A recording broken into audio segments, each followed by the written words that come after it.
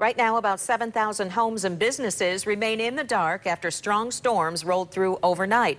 Consumers Energy tells us they've restored power to more than 50,000 customers today. The biggest concentration of outages remains in Kent County, where about 3,500 homes are without power. Consumers Energy hopes to get most people reconnected by midnight. Today, we're getting a closer look at the damage path left behind by the storm. 24-hour News 8 17 is live tonight in Allendale Township to show us. Evan? Brian and Sue, good evening. There were no reports of any injuries in this storm. That is the good news. But with the wind gusts nearing 70 miles an hour in some spots, there was no doubt damage left across parts of West Michigan. Take a look. Let's start here in Grand Rapids. This is on the northwest side. You can see a massive tree snapped and fell onto this church. That's Faith United Methodist off 7th Street. In Coopersville, this is at the Conestoga Grand River Campground. More problems with trees. You can see one of them came down right on top of a camper. Officials say an infant was inside at the time, but fortunately not hurt. And take a look at this near North Muskegon. This area got a whole lot of rain overnight, at least 5 inches, leading to this. This is on North Green Creek Road, northwest of North Muskegon. You can see the road completely washed out and shut down. We spoke with one man who lives right nearby. Yeah, it's just wow. There goes the bridge. You know, as well, that'll slow the traffic down for a while. No kidding. This is 75. That bridge is probably original. I've never seen them change nothing. You know. Really? So they're going to change it now.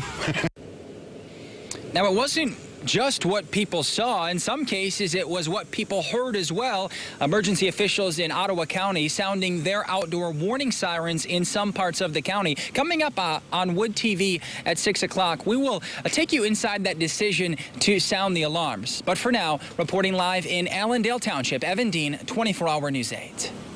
All right, Evan, thank you. And as the cleanup continues, we have more storms headed our way. Ellen Baca is tracking a Tuesday threat. But first, let's get to the chief, Bill Steffen, for a look at what's coming our way tonight, Bill. And Sue, my ears are still ringing from a couple of really close lightning hits that we took last night here by the station. Look at how much rain there was. Twin Lake over in the Muskegon area, 6.34 inches. That's half a foot of rain. North Muskegon and White Cloud there with 5 inches, 4.18 at Whitehall, and on the northeast side of Grand Rapids, almost 3.5 inches of rain.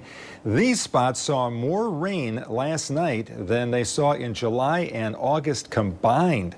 So this was really quite a system for us, and there is more rain on the way. We'll talk about that later on. Not much out there right now. I think most of us stay dry here this evening. There are some showers way up toward US 10, up toward the Ludington area.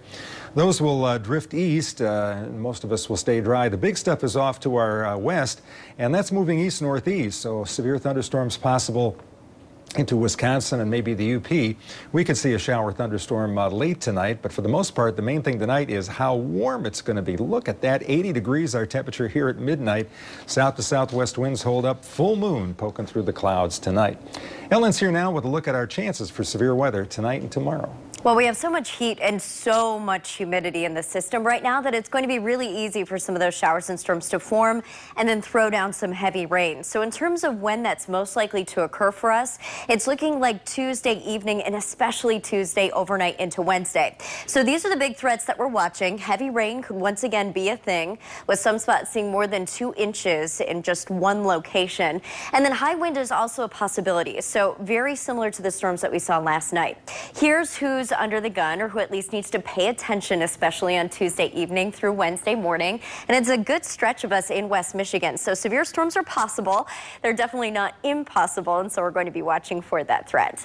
Here's a look at your futurecast. And this will change likely over the next 12 hours or so. It continually updates with current conditions. So current timing on this, you can see, is rolling in just after midnight for many of us and then dropping down eventually closer to I-94.